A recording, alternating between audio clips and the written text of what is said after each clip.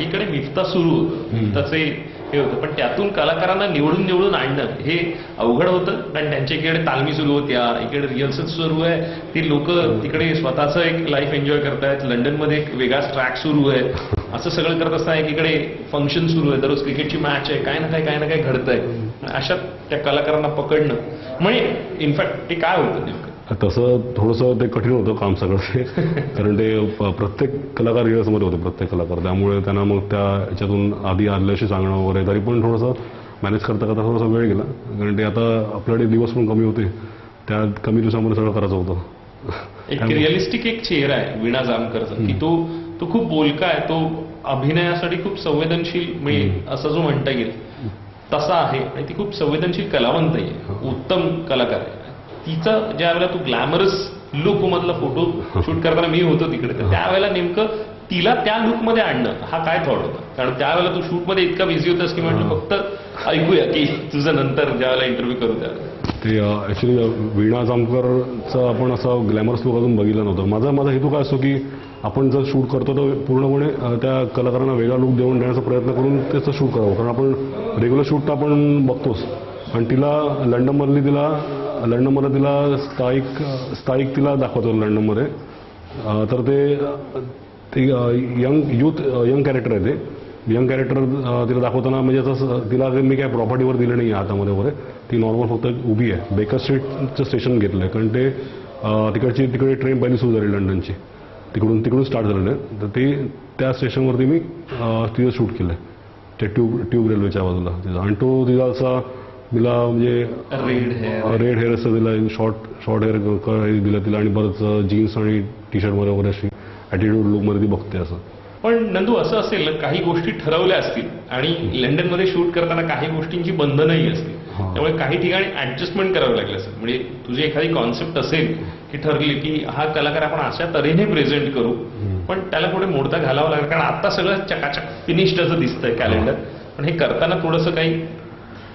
कारण आता आम्ही लोकेशन पहिला जे ठरवलं होतं त्या लोकेशन पण आम्ही चेंज केल्यानंतर, कारण काय तिकडे ट्रॅव्हलिंगचा जो टाईम जातो तो बराच जातो, टाईम म्हणजे सगळे लोकेशन लांब आहे बरंच, आणि काही लोकेशन घ्यायचे राहून पण गेले.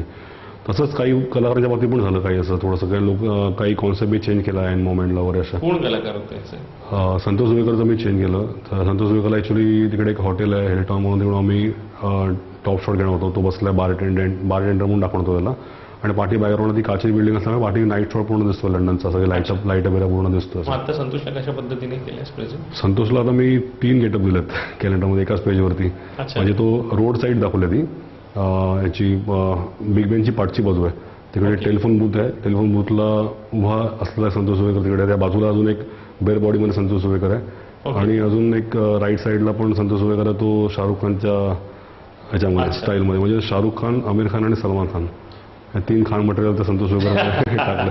म्हणजे संतोषसाठीचा हा म्हणजे तिहेरी एक असं म्हणता येईल आपल्याला. निश्चित ह्या सगळ्यात म्हणजे महेश मांजरेकर, प्रशांत दामले ह्यांना तू कॅप्चर करताना थिएटर ही एक कॉन्सेप्ट घेतलीस म्हणजे जी दिसत राहते, कारण लायन किंग आणि जे यस प्राईम मिनिस्टर जे सुरू आहे त्या थिएटरच्या जवळपास तू केलेलं आहे. काय त्यामागचा थॉट होतं?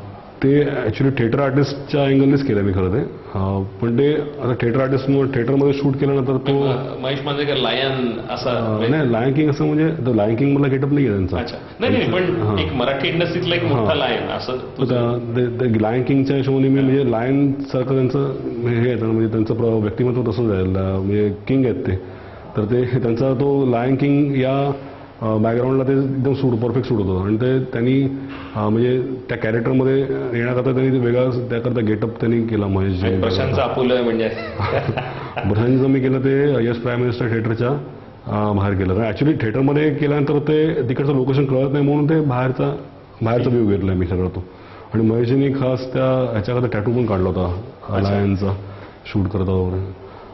आणि परत संतोष जुवेकरचं ते ॲक्च्युली नाईटमध्ये काढत होतं, ते पण डेला झालं, असं सगळे चेंजेस होत गेले काही ठिकाणी. निश्चित ह्या सगळ्यामध्ये म्हणजे एक वेगळेपणा जपणं हे खूप आव्हानात्मक असतं, कारण प्रत्येक जण जसा दिसतोय त्यापेक्षा ऑड काहीतरी, आणि ते परदेशात करत राहणं हे खूप चॅलेंजिंग आहे. म्हणजे इंडियात शूट करणं सगळ्या सिच्युएशनमध्ये, कंट्रोल सिच्युएशनमध्ये जास्त सोपं वाटतं तुलनेने? तेही अवघड. आपल्याकडे करणं सोपंच आहे तसं बघायचं तर, कारण आपल्याकडे सगळ्या गोष्टी अवेलेबल आहेत ना, आपल्याकडे मॅनपॉवर असते, सगळ्या गोष्टी असतात, कोणी असं म्हणजे आपल्याला ॲडजस्टमेंट करता येते. कारण तिकडे कसं, तिकडे त्या पिरियडमध्ये आपल्याला शूट करायचं म्हटल्यानंतर त्या कमी वेळात सगळं झालं पाहिजे आणि ते पण परफेक्ट झालं पाहिजे काम. उगाच कुठेतरी काही करायचं म्हणून करून चालणार नाही आपल्याला तिकडे. सुबोध भावेला तो एका ब्रिटिश लुकमध्ये, म्हणजे जो आता आपल्याला बालगंधर्वच्या रूपात भेटला आहे, टेलिव्हिजनवर वेगवेगळ्या लुकमध्ये मिळाला, पण त्याला ब्रिटिश लुक हा म्हणजे तुझ्या मनात काय, म्हणजे ती काय करते? मी कसं, म्हणजे मी कॉन्सेप्ट जेव्हा विचार करतो तेव्हा म्हणजे तो त्याचा माणसं, त्या आर्टिस्टचा लुक कसा आहे तो पण मी बघतो बरोबर. कारण त्यांचा कसं, त्याची थोडंसं अंगा थोडे गोरे असल्यामुळे ते त्यांना ब्रिटिश लुक त्यांना चांगला वाटेल, तेव्हा मी असं डोक्यात ठेवून होतो पहिल्यापासून.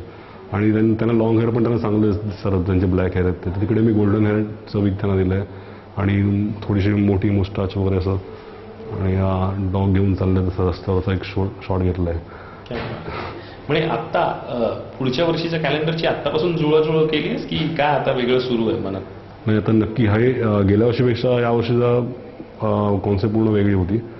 पुढच्या वर्षी पण वेगळी असणार आहे. पुढच्या वर्षी अजून याच्यामध्ये बदल करून मी वेगळ्या प्रकारे मांडेन ती. म्हणजे नवं वर्ष नवा प्रयोग हे मला दाखवून द्यायचं त्यामध्ये, की दरवर्षी नवीन प्रयोग करणार.